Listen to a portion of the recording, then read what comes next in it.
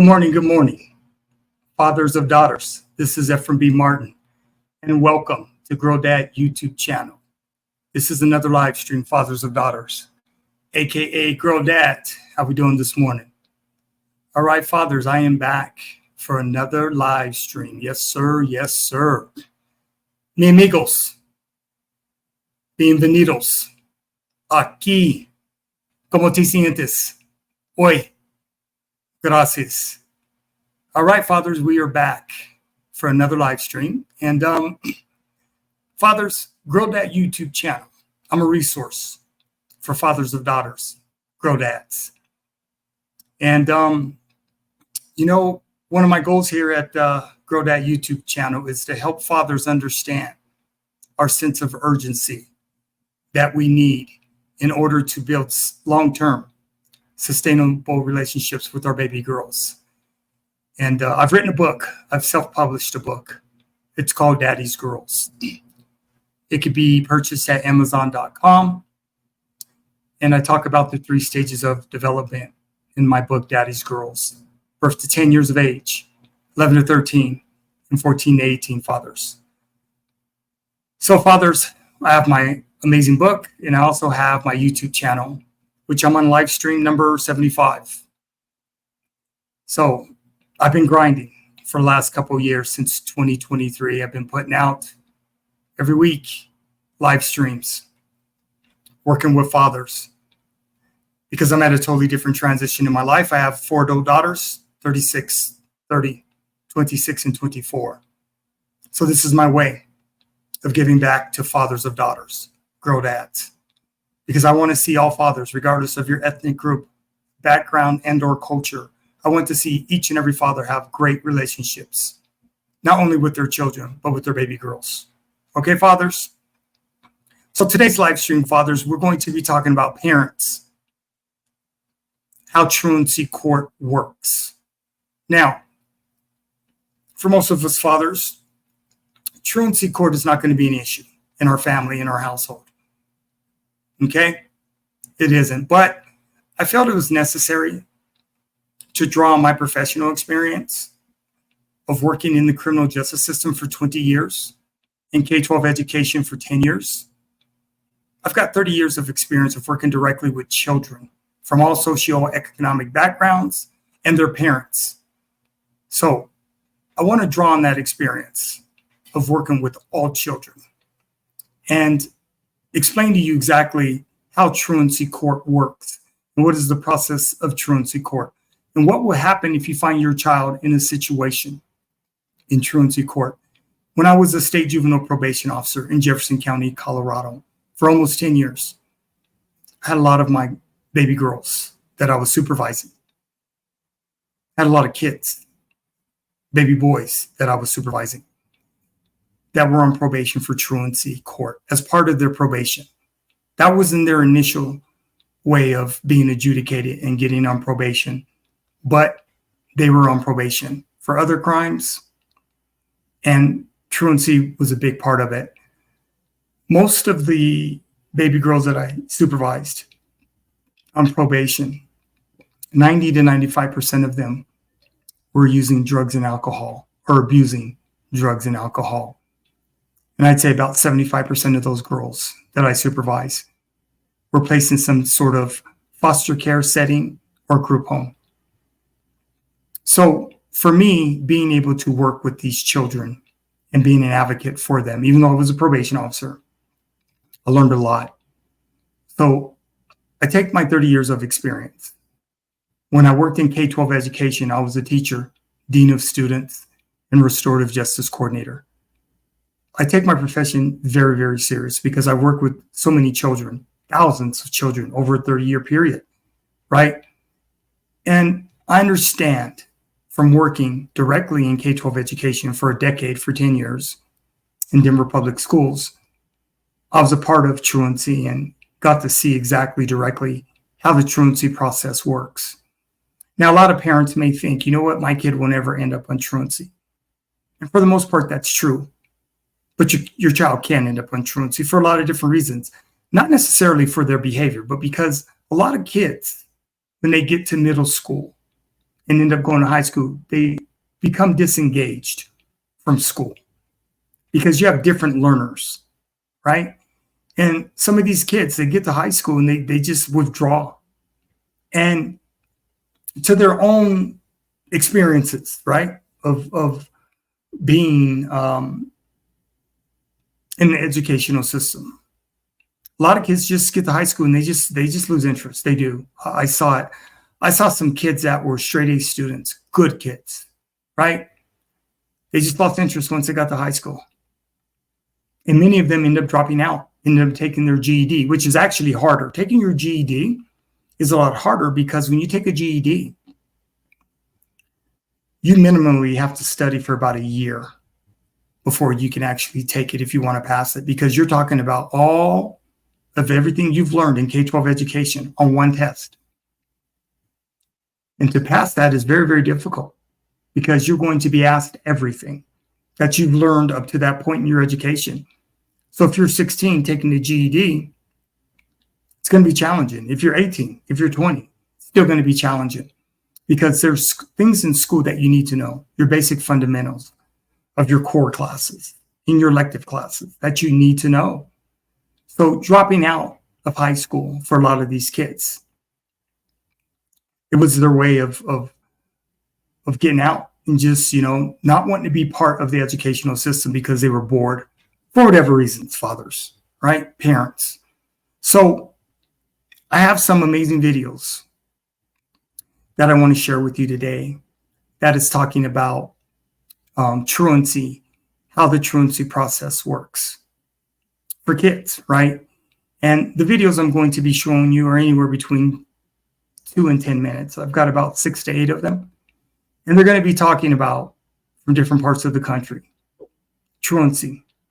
Truancy looks different depending on what state you live in, right? And like I said, a lot of families is, if their kids end up becoming truant and end up in truancy court, it's not because they come from bad families.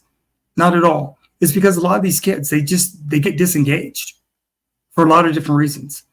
It could be their mental health. It could be anxiety. It could be trauma, that they had in their childhood. I mean, there's just many, many reasons. So there's a lot of different situations for all these kids. And like I said, when I was the dean of students, working directly with kids, I was over disciplined. So listening to a lot of these kids' stories and how they ended up in truancy, very, very different for all these kids coming from different cultural backgrounds and religions. So mostly the kids that I met that dropped out of school were little girls, which was interesting to me. I thought it would be boys, but it was actually little girls. The majority of the ones that I knew that ended up dropping out of high school. So, okay, parents, let's get into these videos. And like I said, I just want to share with you my experiences as a former state of Colorado juvenile probation officer and working in K-12 education as a teacher, dean of students, and restorative justice coordinator. And just giving you an overview of what parents will go through, what the families will go through if their kids ever end up in truancy court. Okay, fathers, I welcome you all and thank you. Let's get into these videos.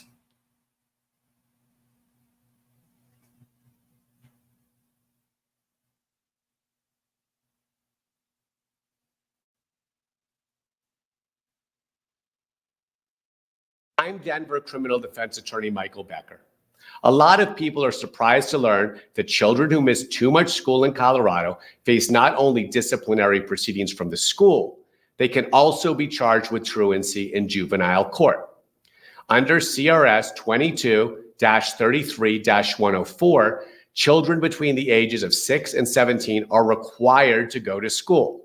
Furthermore, parents are required to make sure their children attend the requisite number of hours. If a student racks up too many absences, the student and the parents will receive a notice and a summons to appear in juvenile court. The child has the right to a lawyer for this court hearing.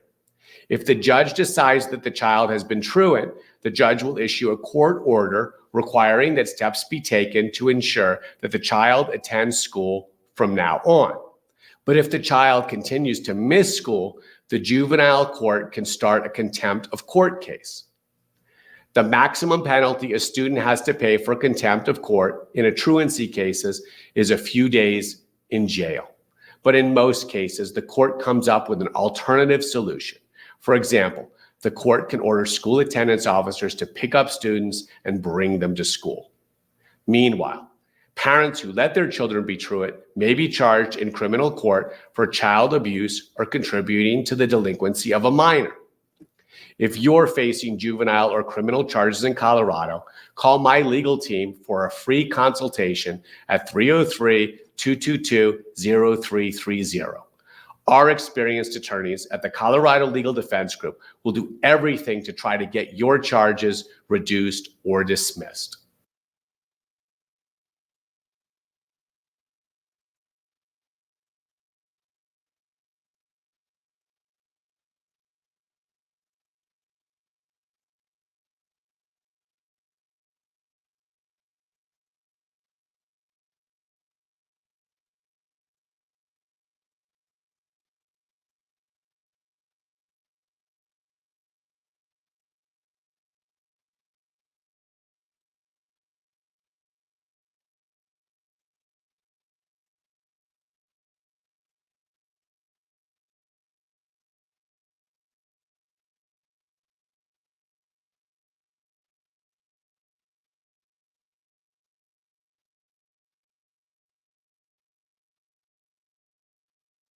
In Colorado were chronically absent from school last year. You won't believe these numbers. The State Department of Education just released student attendance and truancy data. 1 in 4 children in Colorado is chronically absent. That means they miss 10% or more of the school year. Your reporter, Ashley Portillo, is looking at how the state's largest school district is addressing absenteeism. Assistant principal at West High School, Derek Pike, and other principals see firsthand why kids are missing school. Transportation is always a challenge for families. Basic needs, food insecurity, familial responsibilities. As part of the district's new initiative, they're trying to get to the root causes of why children are skipping classes. We have to pause and be conscious of working and connecting with our families to identify those barriers instead of just guessing. Lastly, they want to support families who need it.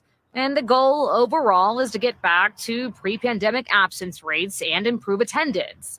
So I'm excited. We're going in the right direction. Dr. Corey Canty is the attendance systems manager at Denver Public Schools. She said since the pandemic, we've had a tough time rebounding and getting students back and engaged in their learning. Addressing chronic absenteeism is now a nationwide call to action. We miss our students. We want them here as much as possible. Denver Public Schools attendance rate sits at 89.4%, and it's still almost 2% lower than the state average. And it's still about a third of our students district-wide were chronically absent last school year. It's still too many. The district now has teams working to find solutions. Some will focus on gathering data, identifying resources, and building community partnerships, while another will work directly with schools. We share a lot of the same desire to make sure that kids are at school and with us, regardless of what challenge they're facing. The biggest challenge overall, district leaders say, is they cannot do this by themselves. It is going to take everyone, schools and parents and kids and the community, to address absenteeism. Statewide, chronic absenteeism is down by 3.4%, but it is at 27.7%. Educators say that is obviously still too high. The state today launched a campaign, Every School Day Matters. It's aimed at cutting chronic absenteeism in half by 2026. We have some details on cbscolorado.com.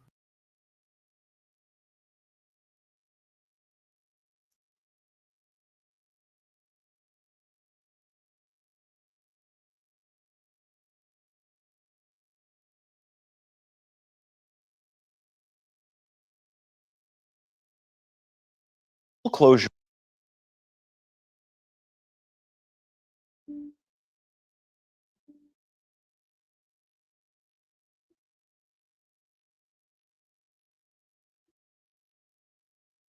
At the height of the pandemic, school closures and the shift to virtual learning disrupted so many students' lives. While almost all districts have resumed in-person school, not all students have returned to the classroom.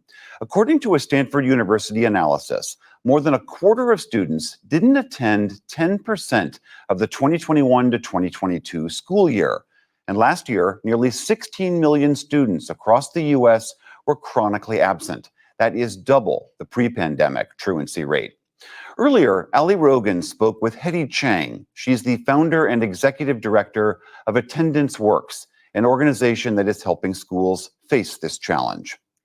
Hetty, over a decade ago, your organization began helping schools track and prevent chronic absenteeism. When the pandemic hit, what were some of the issues that states ran across? The pandemic created all sorts of challenges. When schools first closed and then we moved to virtual learning, the first challenge was noticing when kids were there and when they weren't. We didn't really have a mechanism for noticing in distance learning whether kids were showing up. And that is problematic because if we don't notice that kids aren't showing up, we're not so good at reaching out in an early and prevention-oriented way so we can bring them back in. The pandemic really exacerbated the challenges that can make it hard for kids to show up to school. We think about 4 kind of buckets of big reasons. One is kids and families face barriers. So a key barrier can be chronic acute illness and lack of access to healthcare, unstable housing, lack of transportation. All of those things got much more challenging during the pandemic and even with our return back to school. What are the effects of long-term sustained absenteeism from school? There's a whole wealth of data now that shows if kids are missing too much school, starting as early as kindergarten and pre-K, they're off track for reading by the end of 3rd grade. They can be off track for achievement in middle school, more likely to be suspended and retained, and less likely to graduate from high school. There's even research that shows that if kids don't show up regularly, they're less likely to continue in post-secondary and be successful in college. So there's a whole range of impacts, but we also see that it's not just the academic impacts. Showing up to school is also about having that regular routine that's so important for recovering from chaotic transitions. It's also important for engagement because when you show up to school, you get to connect to kids, you get to connect to families, and showing up to school is also really important for having access to resources that support your well-being. What are some of the solutions that you've seen states implement to reduce chronic absenteeism? One of the states that we've seen do such an amazing job has been the state of Connecticut.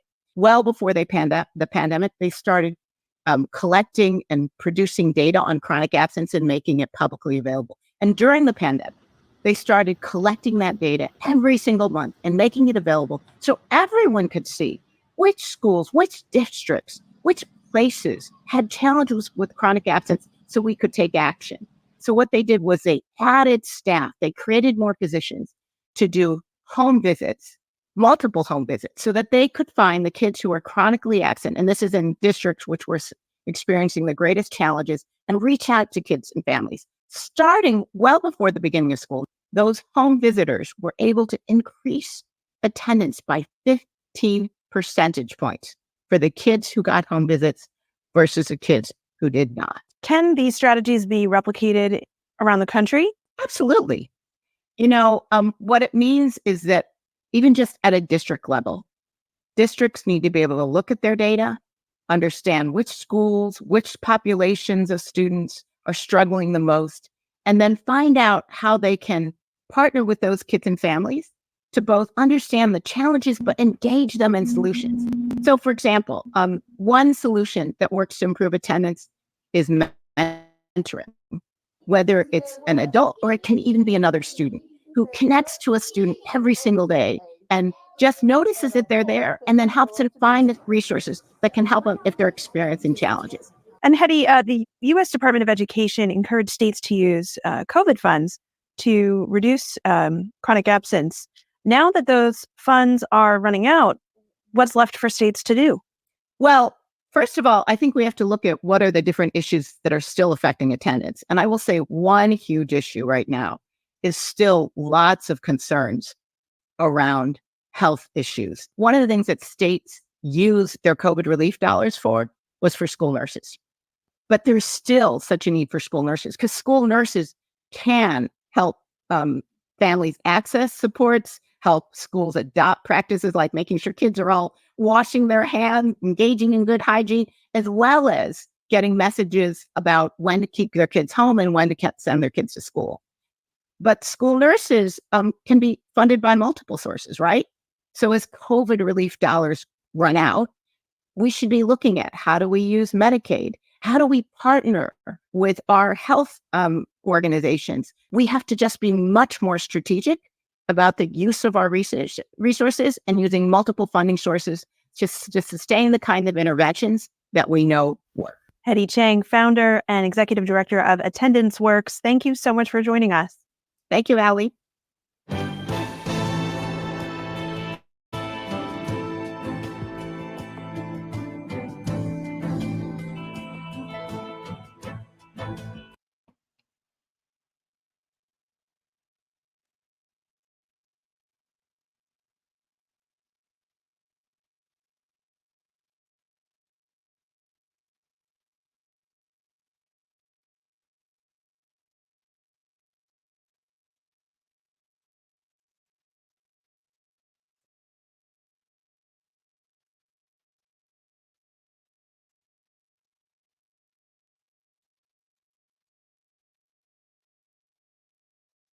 Heading back to school for a new year of learning. But it turns out a startling number of students aren't actually making it to the classroom. A study estimates roughly 1.8 million students in our state are chronically absent, meaning they miss at least 10% of the school year. And that number has more than doubled from pre-pandemic levels. Thanks so much for staying with us at 5:30. I'm Hunter Sowards. And I'm Curtis Ming. CBS 13's Tori Apodaca is getting answers on why so many kids are missing school and what's happening to help. She's live at McClatchy High in Sacramento. Educators say the key to getting more kids to come to schools like this is by giving them the resources that will allow them to thrive. School's back in session, but not every student is showing up. Some students had barriers such as transportation. Some families have food security. Some families have daycare issues. That's why Melinda Meza with Stockton Unified says their child welfare attendance department officers have been making home visits to help remove these barriers that are driving chronic absenteeism. Instead of you're in trouble, it's how can we help? What can we do to give you the resources you need? Last year, Meza says officers visited thousands of homes and brought thousands of kids back to class. More than 800 Stockton homes were visited this summer ahead of the new school year. We've seen a decline in parent volunteerism and parent activity in the school. Natomas Charter School also seeing the need for parent buy-in. That's why it named the school year's theme Belonging, for not just students, but parents too. We have a three-way contract at Natomas Charter School between the student, the parent, and the school, because all three of us are needed to have the student find success. Educators say the solution to chronic absenteeism is not just engaging parents, but changing curriculum. Students will come to school if they believe that the curriculum is both rigorous and engaging. And creating a safe environment where children want to feel like they are loved, where they can learn. So when students don't show up, schools also lose funding. So it's definitely something that we're seeing school districts across the state really trying to tackle. But it really does start with engaging with parents or guardians in order to connect with them and bring kids into the classroom.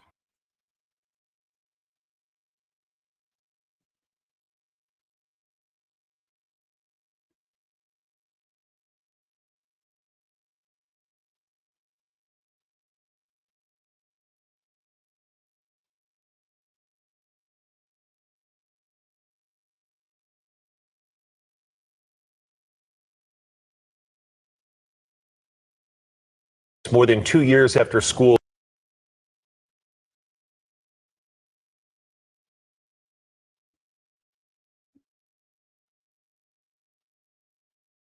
more than 2 years after schools shut down at the beginning of the pandemic, students are still missing class. And tonight, CCSD leaders talking about ways to get them back on track. Sasha Loftus was at tonight's board meeting, spoke with parents who say their kids have really fallen behind. Yes, Brian and Denise, we know this has been a major issue these past few years. I spoke with one parent who says her son really has suffered and she wants to see more done to help kids like him.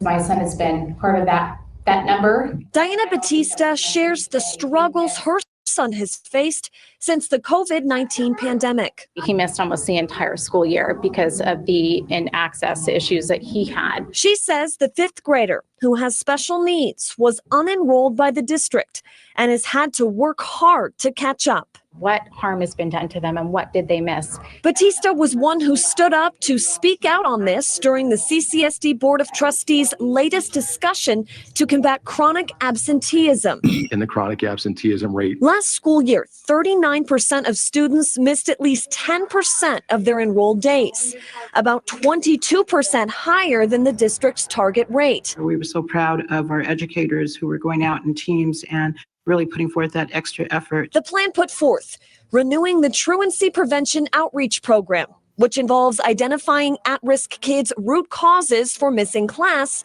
and reaching out to families. Their issue is at home and not necessarily just even a stable living environment. Leaders hope it will make a difference, while Batista encourages parents to always look out for their kids. This is the reality of a lot of what we all have to think about on a daily basis. Now, when it comes to race, Black students missed the most school last year with a 50% absenteeism rate, followed by Hawaiian and Pacific Islander students, then Hispanic or Latino students. We have a look at the facts and figures on our website right now, 8newsnow.com.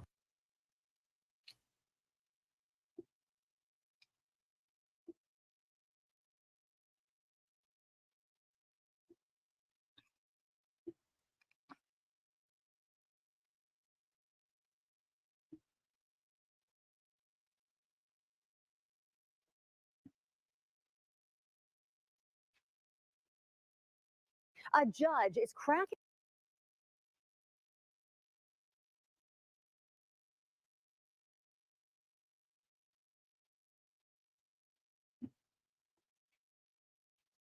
A judge is cracking down on school attendance with a new harsh requirement for the entire family.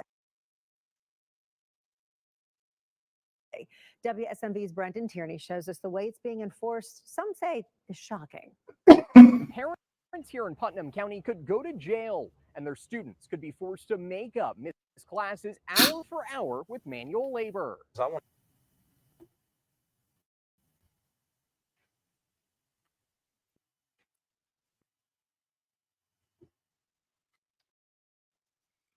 Really crack down on truancy problems. Judge Stephen Randolph says any students who have more than 5 unexcused absences will have to do community service at the county recycling center. And I know from personal experience being down there on a tour that during the summer months, those milk jugs get pretty stinky. Tiffany Brewer took her son out of school for a full week last year after the Covenant shooting, and doesn't think it's fair that could lead to jail time. That's just insane to me. Putnam County Attendance Supervisor Chris Pierce says they follow the state attendance policy, but punishments are up to the judge once a citation is issued. Ultimately, his methods of dealing with truancy are his methods of dealing with truancy. At the recycling center, there are piles of paper and plastic waiting to be sorted by community service workers. You can't put a limit on it. I mean, we have to have them. Director Doug Ashburn says they need to hand process the materials to remove any contamination so these bales can be sold to companies. Not only does it teach the importance of attending school, it also helps the community they live in.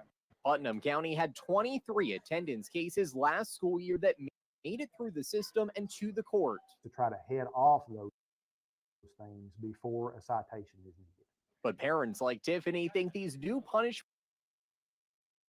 go too far. Maybe just education instead of a fear tactic. We reached out to the judge's office for this story. They sent us a statement that says every student's case is handled on an individual basis in the best interest of that student. In Cookeville, Brendan Tierney, WSMV4.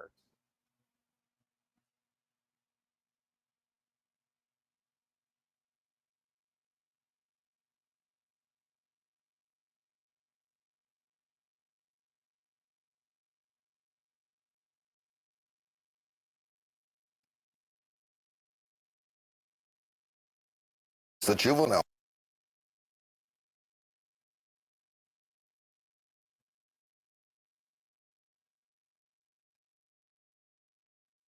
The juveniles out there, anything there that can be done about that issue or looked into? The city government's doing all we can. The court system has to do a better job. Juvenile crime is a problem that continues to plague both Memphis and Shelby County. What's different is after the pandemic, juvenile crime has just skyrocketed and it's getting worse. It's almost like a ball rolling down the hill. Appearing on WREG's Live at 9, Memphis Mayor Jim Strickland says juvenile crime is rising at an alarming rate. The mayor says young people who are not in school and a court system not making them accountable are a big part of the blame. And really, the truant kids who've not engaged in school ever since the pandemic are getting involved in gangs and doing more violent things, and they're not held and detained in court. And there's little intervention, and the court has to start detaining them. Memphis Shelby County school absenteeism and truancy were also front and center at a Shelby County Commission committee meeting Wednesday. They talked about the problem of not only the child not being in school, but also issues addressing the entire family, such as homelessness and food insecurities. Whose role is it to make sure that there is a follow-up to what we've identified as some of those supports and needs for the families? We cannot criminalize truancy. We need to go after parents who are not sending their children to school, but for parents who are legitimately trying their best, who are experiencing homelessness, housing instability, food insecurity, transportation issues, health issues, that's not what juvenile court is going to do. And I've talked to Judge Sugarman, and that's not his intent, and it is not ours. With the young person and the parents, and interact with them several times a week. What can we do for you? Is it job? Is it counseling? Is it school help? What is it? What is the need that is there that we can turn this child around? Mayor Strickland says his administration is working with juvenile court, youth villages, and other groups asking for a $6 million grant from the state of Tennessee for intervention.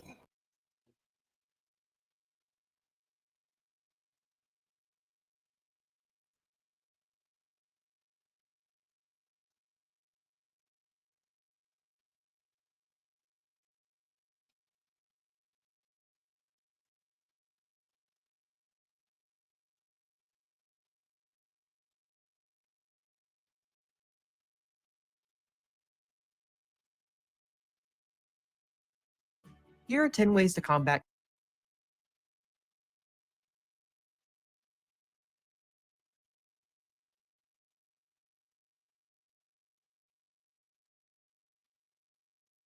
Here are 10 ways to combat chronic absenteeism with your ARP HCY funds, shared with us by Kathy Sheffield, Homeless Liaison for Fairfax County Public Schools in Virginia. Number 1, create capacity with an attendance specialist dedicated to identifying individualized solutions for families experiencing homelessness, since their needs are more complex and require tailored solutions.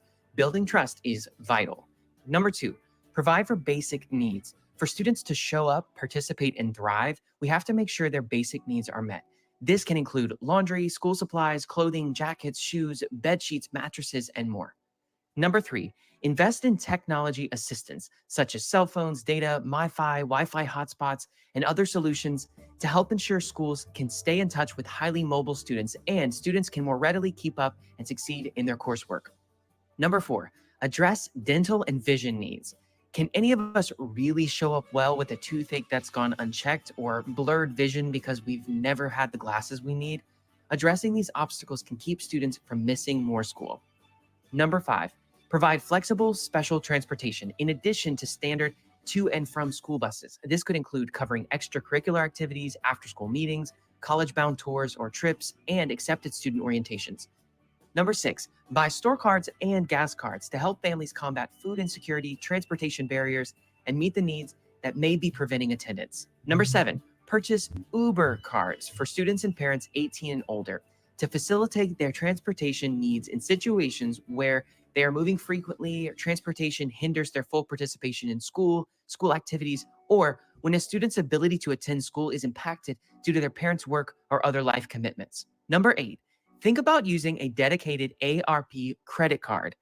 Are receipts and reimbursements a hassle and or preventing your team from putting your ARP funding in action?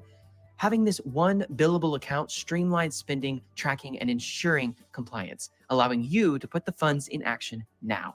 Number 9, prepare 10-day take-home wellness kits to help students feel cared for, get well, and get back in school after an illness. Number 10, build strong community partner relationships.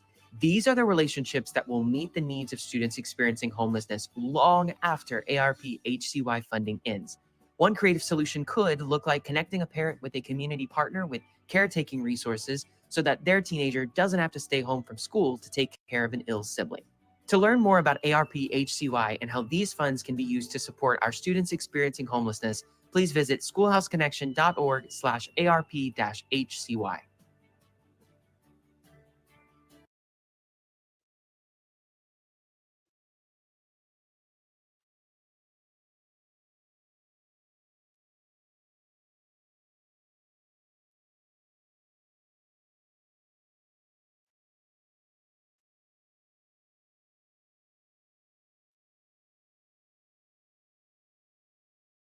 So we're in school 100.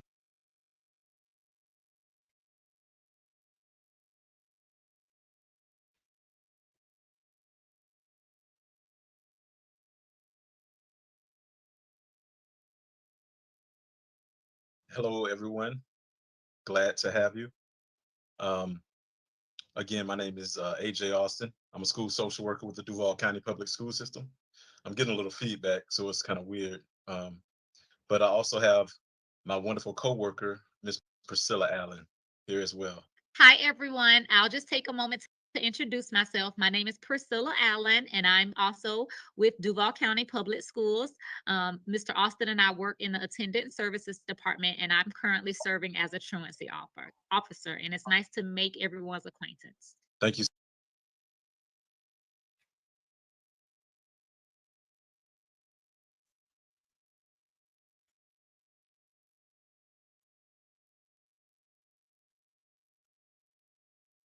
So much. So we'll go ahead and get started. So right now I'm going to go ahead and share my PowerPoint. All right. So basically, we're going to discuss, attendance, what attendance is, what chronic absenteeism is, and the significance of school attendance. But so this is going to be interactive, real informal. So if you have any questions as it relates to what attendance looks like, please don't hesitate to inquire at any time. You can stop me at any time. So how do you feel about your child's attendance? Would you say that you are very happy with your students' attendance? You feel okay? Or are you completely, utterly disappointed? I know my student is getting on the computer.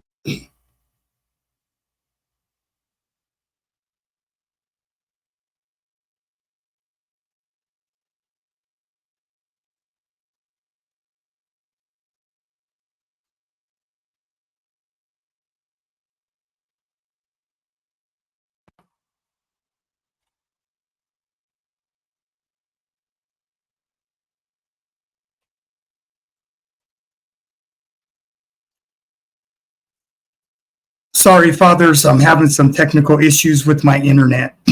So let me try to refresh this and continue.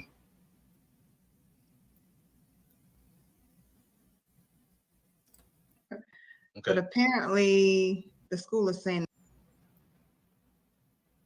that he's having some truancy. So gotcha. Since this is his first year, we're trying to get a grip on like how many hours he's supposed to be on the computer and stuff like that. Okay, all right. That's really like a component of attendance as it relates to chronic absenteeism. Yeah, you definitely want to reach out to admin through DVIA and pinpoint, what's going on with that. But this might also be of benefit to you. I don't know if you access his portal. You can check the absences, and you can actually go back to, well, here it actually tells in detail um, how to check or how to identify whether or not he's being absent. It can get very detailed through his focus portal. Um, whether it's on a weekly basis, whether the absences are excused or unexcused, and that sort of thing. So this is definitely a resource, checking the focus portal and identifying the days absent. And again, you can actually go back to um, the inception of his school tenure. When he started school, you can actually go back and see how many days, if he was ever in a brick and mortar, how many days he was in school versus him being virtually, what that looked like. So it's a very helpful tool if you go through the focus portal in his profile, and you can actually identify the excused, unexcused, tardies, or whatever the case may be. All right. So this is just basic research in regards to um, the benefits of school attendance. Um, Students who attend school often have better outcomes in multiple areas of their adult life, including post-secondary education, lifetime earnings, and employment, as well as civic engagement. So school attendance is more than just academic. It has more than just academic or educational benefits. Of course, we want our students to advance academically, but again, as it indicates, there's civil engagement or social and also emotional components. And so school is a microcosm of society, so it teaches us how to adhere to the norms and the culture of American society. We do have a question in the chat. It Okay. says, is there a way to upload doctor's excuses?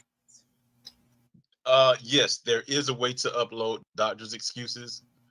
What I will say is each school, if you contact your school counselor, they can tell you how to upload that information. And the good thing about uploading that documentation is that you can actually see the note that you put in there. So if you reach out to your school counselor, they'll be able to take you step by step as it relates to how to actually upload that information into the focus portal. And again, once you upload it, it's always there for everyone to see. It's documented, so that's a good way of actually ensuring that it's there. All right, so a question to my guests here. If you have difficulties getting your student or your child to school, what are those difficulties? What are some of the difficulties that we as parents, we as guardians run into as it relates to getting our children to school? Illnesses is absolutely, that's probably our number one barrier as it relates to regular school attendance. Students being ill, especially chronic illnesses. Are there any other barriers that can prevent our students from having positive attendance patterns? I would say sometimes the students aren't really that motivated, but they know still what? got to go to school. So I will say, since COVID, I guess students have become very comfortable being home. And myself and Miss Allen, we run into it all the time where students, they'll say, well, you know what? I just don't want to go. I just don't want to go to school. I don't like school anymore. So a big part of it is not being, not having to go to school, rather, because of the pandemic. So as parents, we are our child's first, and we should be the child's best teacher.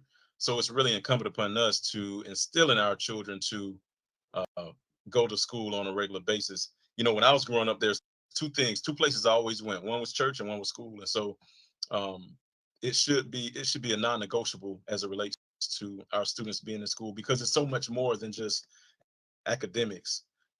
So great answer. So the other aspect of this, so that's what it is that we see sometimes, illness.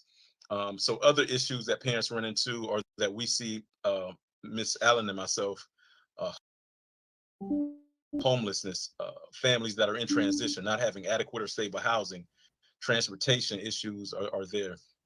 So we often run into populations that are in marginalized positions. They live in areas where it's difficult for them to have viable jobs, and because they can't get viable jobs, it impacts their ability to acquire finances to get reliable transportation.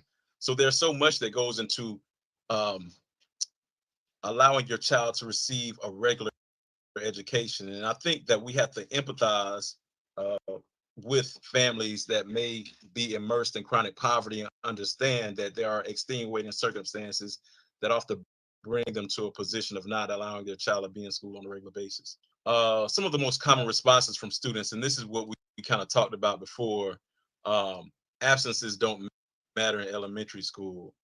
Absences only matter if they're consecutive. So some people believe that, oh, it's just elementary school. It doesn't matter. My child is just in kindergarten. It doesn't matter. The days are, I have one day here this month and then another day here and that. So it doesn't matter because the absences are, they're scattered. So those can be further from the truth. Those are just myths. Okay. Every absence matter because whether it's an excused absence or an unexcused, your child is missing valuable instruction. This is another big one. So a lot of what we see, a lot of what I see is it's a mindset, and it's a transgenerational mindset. If you see here where it has an aversion, it says my mom didn't like school either. That's a big one. So we as parents, we have to be encouragers. We have to be motivators, motivate our students to attend school. So if your child hears you saying something negative about school, they're going to adopt that same mindset. So it can be a transgenerational mindset that your student adopts if they're saying that I don't want to go to school, mama didn't like school, they say DCPS school system is garbage. They listen to all that. So we have to make sure we say encouraging things, that we speak well of school, that education is important. So it can oftentimes chronic absenteeism is built on a mindset of some erroneous mindset that school is not important. Another issue is that I'm always in trouble. Oftentimes, when a student is in the school, they can get, unfortunately, if they present as behavior problems, teachers do talk, and they become stigmatized as troublemakers. And so, again, it's incumbent upon us as parents to try to instill good behaviors in our students, so we can try to not get this label. And it's, we as humans, that's a part of what we do. We stigmatize, unfortunately, and label.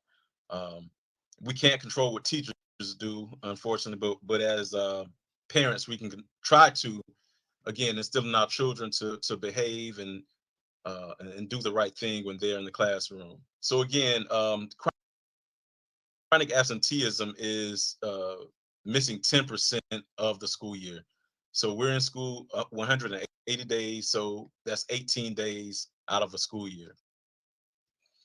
Um, so again, a myth is I can miss 2 days this month, a day next month, or 3 days the next couple of months, and it's okay because they're not consecutive.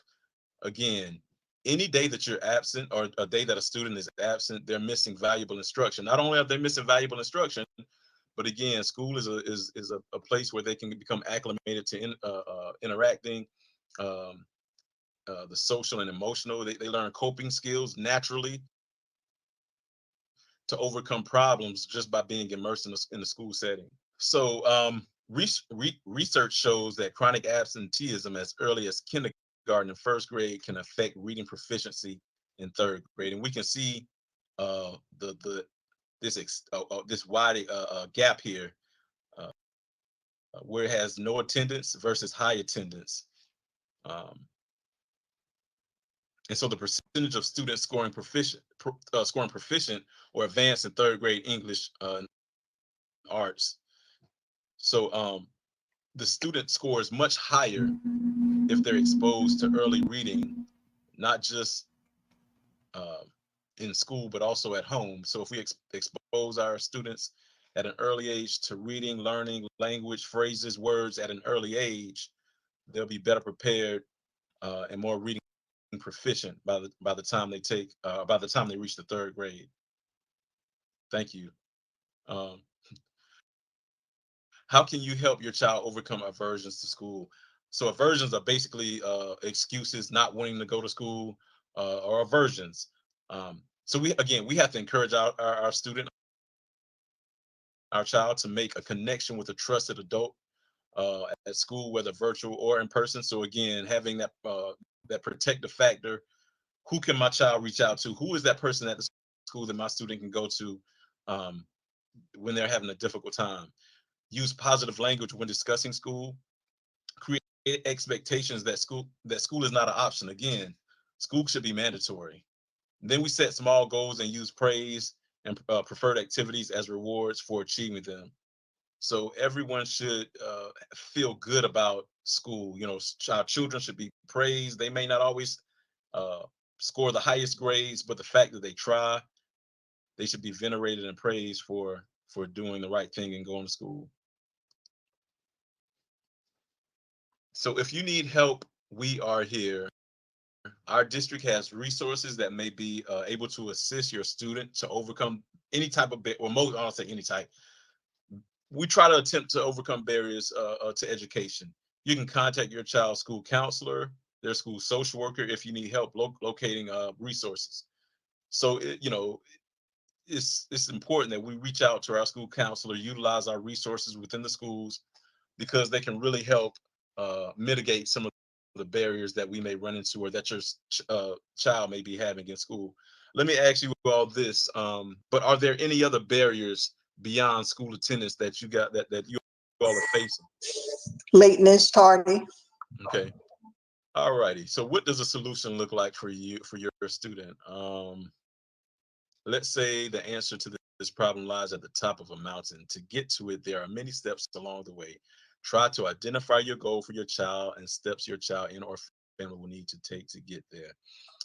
The key phraseology in this term is for your child, for your child and or family. A lot of people say, "Oh, I want to help this student," but the student will only go as far as that family will encourage or support the child. So every child needs a support system, protective factors. So I'm glad to hear that we have grandparents, we have parents here that are there to support our students. So what does it look like in regards to getting our children to school every day? Making sure they wake up early.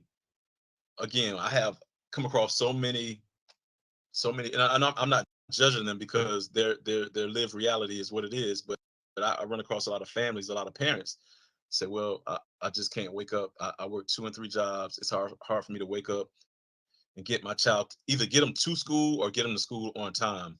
And that's tough. And I'm not judging them. But what I will say is that we have to make school a priority.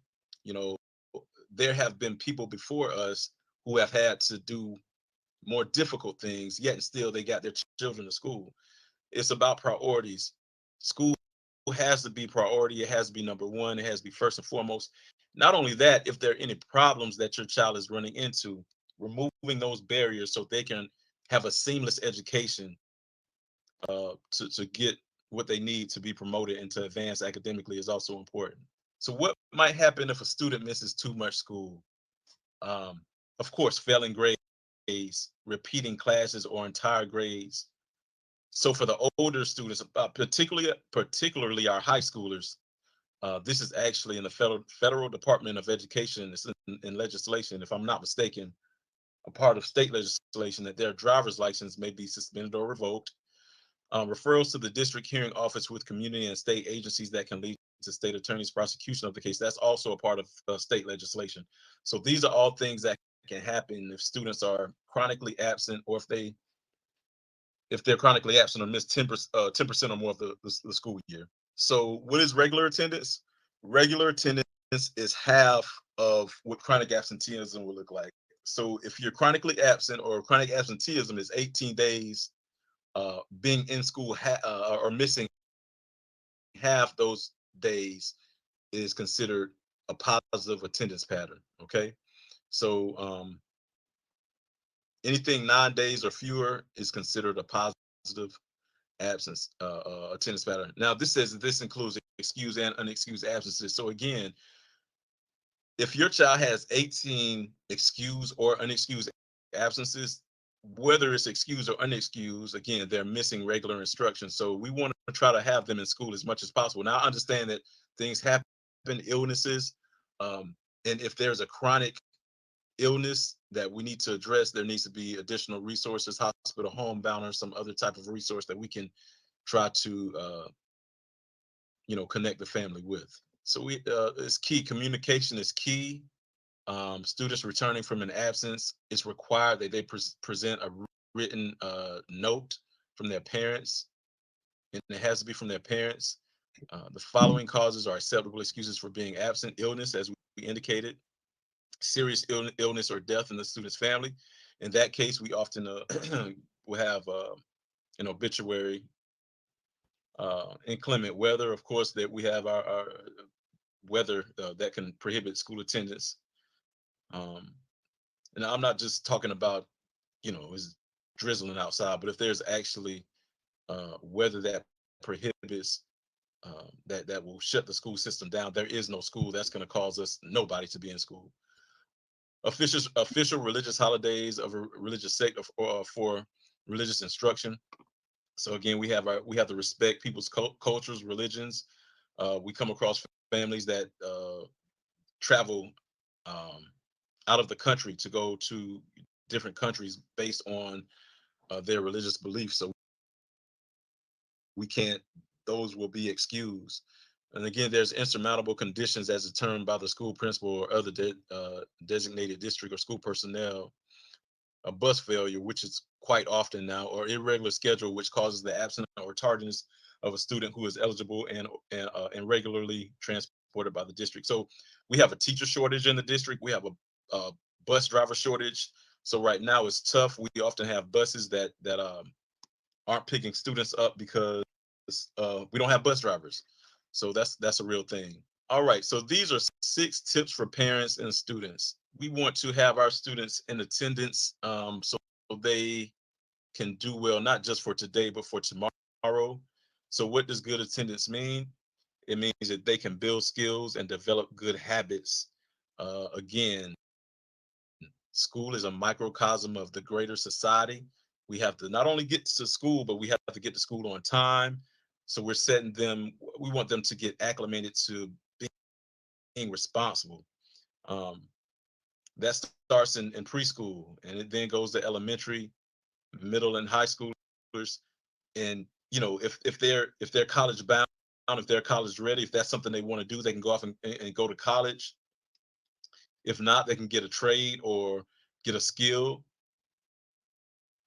and then we can go off and they can be a productive citizen in society. That's our ultimate goal.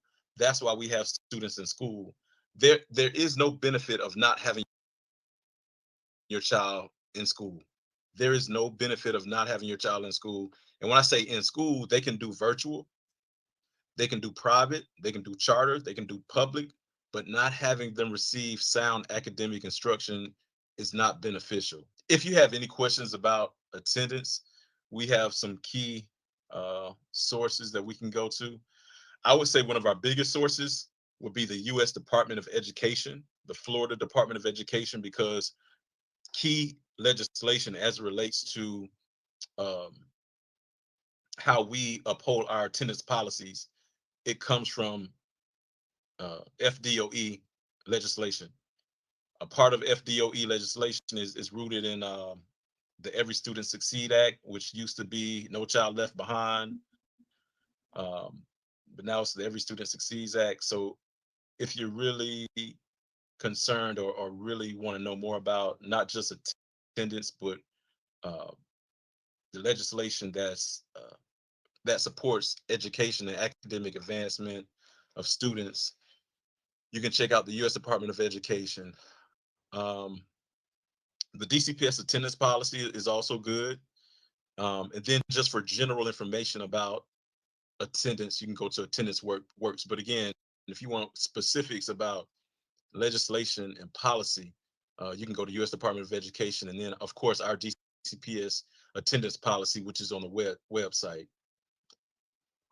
Are there any questions or concerns that any of our guests have? Everybody in here can jot my email address down, and if you have any questions or concerns beyond what I'm able to provide, I really want you to email me so I can try to find answers for you. My email address is Austin, AUSTIN, A5@duvalschools.org. If there's nothing else, I really appreciate everybody's time. If nobody has any other questions, again, you can always reach out to me via email if you have any other questions. But it was a pleasure having you today during this presentation, and I wish all of you the best in the future as well as your students.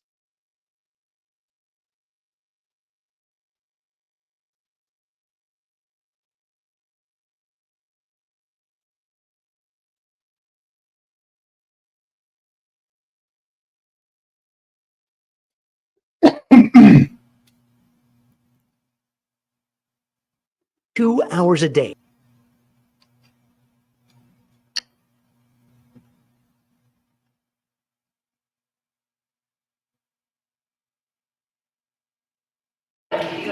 This probably isn't what comes to mind when you think of an average school day. Kids breathing fire, Find a spot for your foot. climbing a rock wall, and even learning the art of grilling. But for students at the Alpha School in Austin, Texas, this is no field day. Good luck! Here, K through 12th graders are proudly cutting classes, spending just 2 hours a day learning math, science, reading, and writing, all with the help of an AI tutor and without a single teacher. Morning launch time. Mackenzie Price is the co-founder of Alpha School and its 2-hour learning program. This is a school without teachers. We have no teachers at our schools. Can you believe that? The educators are a suite of AI-powered apps that gamify lessons, monitor progress, and with the help of eye tracking, keep tabs on students' attention span. Who's teaching you? I think the app is teaching me, but I'm also teaching myself. All as adult guides, many of which have never been teachers, look on without interfering with their robot counterparts. Are you comfortable having guides in the classroom that don't necessarily know the core curriculum? It's okay that our guides aren't experts in physics or math or whatever they're doing. They are experts in their students. It almost sounds like the guides here are told, you're here to lead the kids to AI. Our guides are not allowed to teach. They are coaching students to become self-driven learners. Price says the AI tutor personalizes lessons for each student, allowing them to learn class material in half the time, and according to data from Alpha, score in the 90th percentile on standardized tests in most grade levels. This one's a little unusual. It all comes as students nationwide grapple with AI's role, while some critics say it's too soon to know if the tech's having a positive effect in classrooms.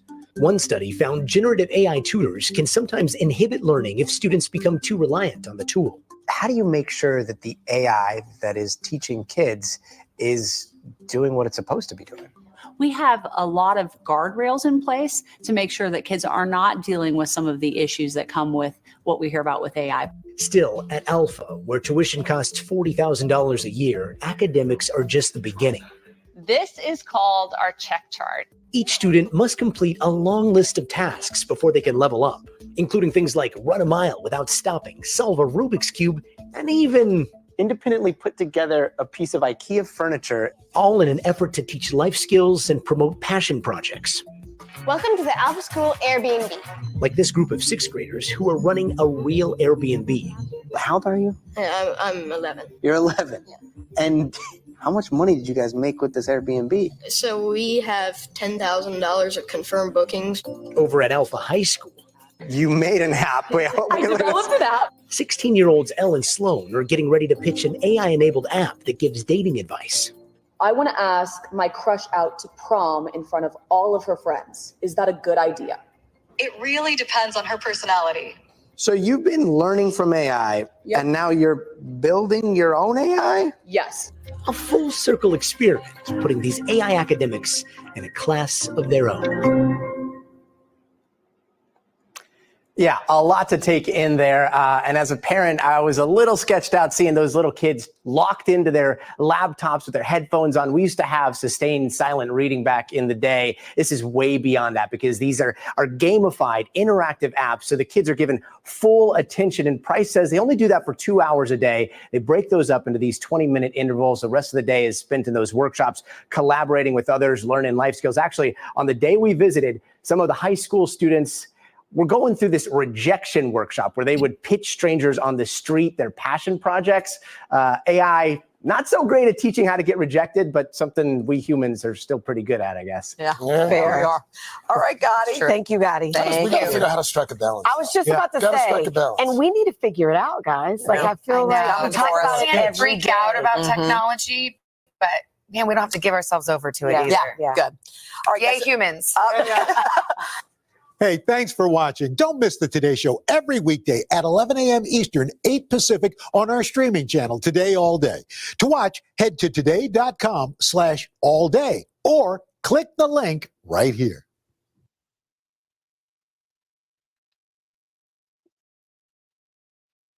Okay, fathers. What are your thoughts? Parents, what are your thoughts on all the videos that I shared? All the videos that I shared are in the description, so feel free to look at the description. You can look at them as many times as you need to, fathers and parents. All of my videos are always in the descriptions. For me as a parent of adult children, and just seeing how technology has entered the game and changing the game, the AI, the last video that you just watched about artificial intelligence, this is being done with Gen Alpha kids right now. Gen Alpha kids are now 14 years of age. They were born in 2010. So the oldest Gen Alpha children are now in high school. And the youngest are being born this year. And then a new generation of children will be born in 2025. I believe it's Gen Bravo or Gen. It's Gen something. I think it's Bravo. I'm not sure, but you'd have to check it out. I'm pretty much on the whole generation thing, but after Alpha, I know it's a B, and I want to say it's Bravo. I could be wrong though, but check it out yourself. I want to share these resources because I need you parents to understand what's coming. And the artificial intelligence, that's deep. It's going to catch a lot of parents. I guess the parents that have Gen Alpha kids, it's not going to really catch them too much because a lot of their kids are iPad kids. They were raised on the iPad. So, their thinking is going to be a lot different with your millennial parents. So it's going to be interesting. It's going to be real interesting. The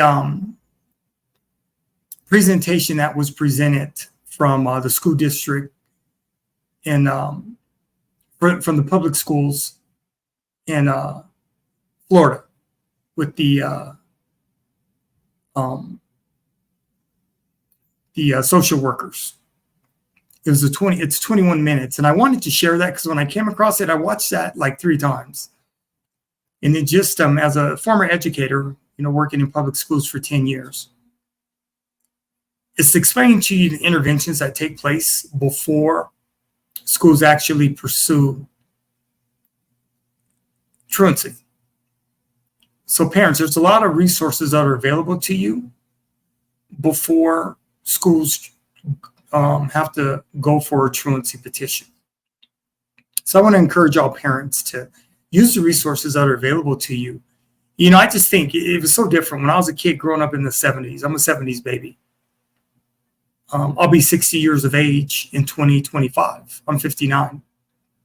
And I grew up in segregation. So in the 70s, we were bused to school. I was bused to elementary school out of my community, and I was bused to junior high school. So being a 70s baby is a lot different.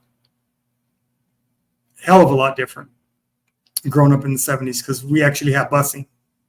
So just real interesting. And like I said, parents, I just want to keep you informed, keep you engaged, and just let you know what's out there and what's coming. So Feel free to use me as a resource as well, fathers and parents, okay?